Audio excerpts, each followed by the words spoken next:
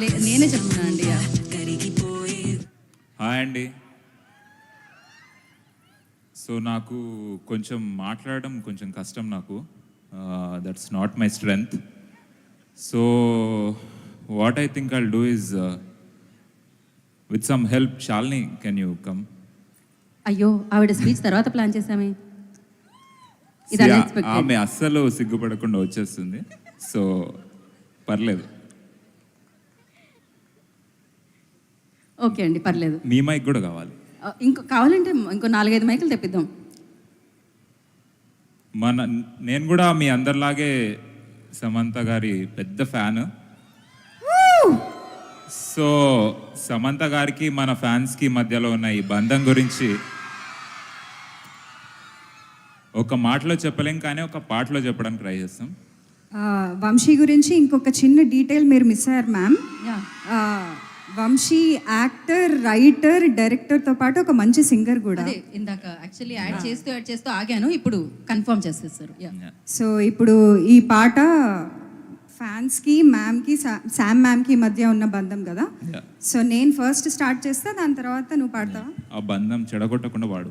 సరే, నేను ట్రై చేస్తాను. నేను వంశీ అంత మంచి సింగర్ని కాదు, సో ప్లీజ్ ఎక్స్క్యూజ్ మీ. ధైర్యంగా పాడు. సరే, టెన్షన్ వస్తుంది ఆల్రెడీ.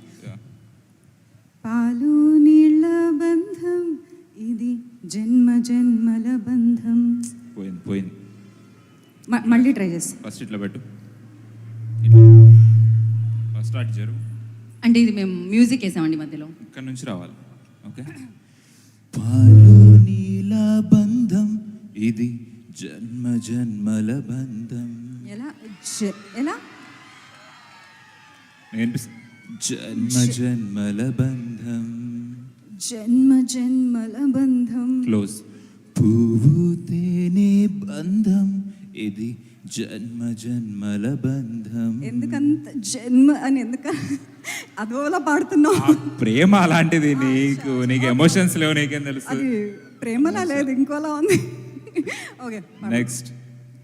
ఏనాటిదో ఈ బంధం. అంత హైప్ ఇచ్చారు. వినో. ఏనాటిదో ఈ అనుబంధం, ఎన్నో నోముల ఫలమే ఈ జన్మ జన్మల బంధం. ఐ ట్రైడ్ అండి, నేను వంశీలా పాడలేను. So she is getting better. I will get better, I promise. Yeah, okay అండి. That's my speech. యా, దీని తర్వాత ఇంతకీ ఫ్యాన్గా మీ బంధం ఉంటుందో లేదో సమంత గారిని అడుగుదాం. ఇక్కడతో సమాప్తం అంటున్నారు ఆవిడ. శుభం. వెళ్దామండి, మనం అందరం వెళ్దాం కిందకి. మీ వల్ల నేను యాంకరింగ్ వదిలేద్దాం అనుకుంటున్నా, వెళ్ళిపోదాం అనుకుంటున్నా కిందకి.